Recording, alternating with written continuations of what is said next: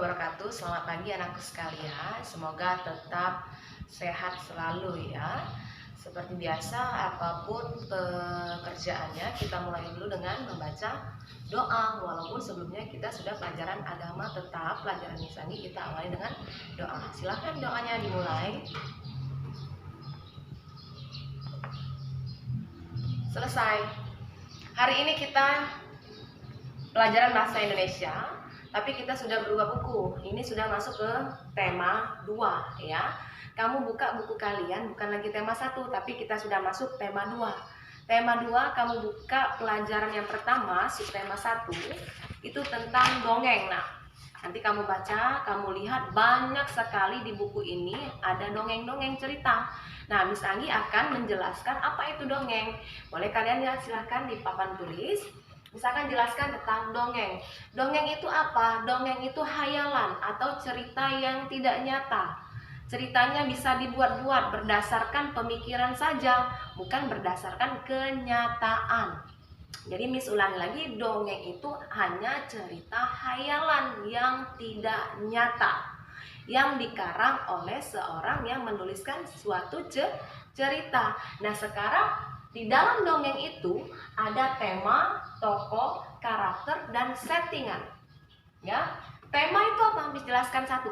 Tema itu adalah isi cerita. Misalnya isi ceritanya sesuai nggak dengan judul? Beda. Judul itu kadangkala mencakup isinya, tetapi kadangkala juga tidak. Jadi jangan kamu berpatokan misalnya judulnya tentang si kancil dan buaya. Belum tentu judul temanya tentang kancil dan buaya.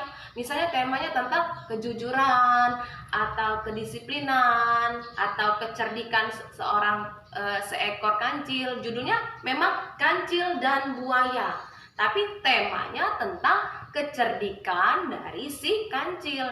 Bagaimana cara menemukan tema? Kalian harus membaca dulu isi dari cerita tersebut, isi dari dongeng tersebut, lalu kesimpulannya baru kalian bisa menentukan tema, ya. Tapi tidak menutup kemungkinan juga tema itu sesuai dengan judul, nak. Jadi ada baiknya kalian baca dulu isi dongengnya, baru kalian bisa menentukan tema. Ya, ingat, tema kadangkala berbeda dengan judul. Itu yang tema. Lalu yang kedua adalah tokoh. Tokoh itu apa? Orang atau benda yang terdapat di dalam cerita. Jadi tokoh itu orang yang memerankan suatu cerita. Orang yang diceritakan dalam cerita. Kadangkala kita, contoh tadi kancil dan buaya, berarti tokohnya siapa? Ada kancil, mungkin ada buaya, mungkin ada semut. Itu kalau tentang hewan. Kalau dia tentang manusia berarti ada namanya. Misalnya tentang si Budi, tentang Siti. Nah, itulah yang dinamakan tokoh. Jadi tokoh itu orang yang memerankan dalam suatu ceritanya. Lanjut lagi, ada karakter. Nah, apa itu karakter? Sifat dari tokoh.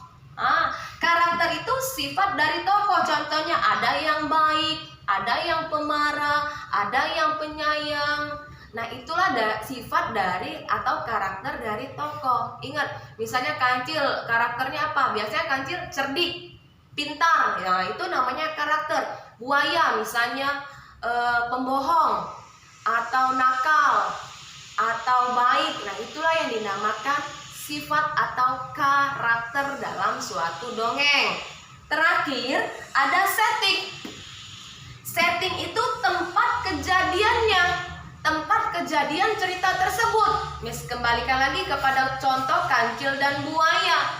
Biasanya kancil dan buaya settingnya di mana? Di hutan. Nah, hutan itulah yang disebut setting atau tempat terjadinya suatu cerita. Misalnya pergi ke rumah kakek, di mana settingannya?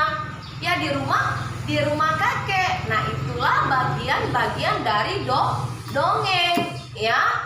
Untuk itu sudah Miss jelaskan. Tugas kalian nanti Miss kirimkan kembali di WA grup kita. Terima kasih.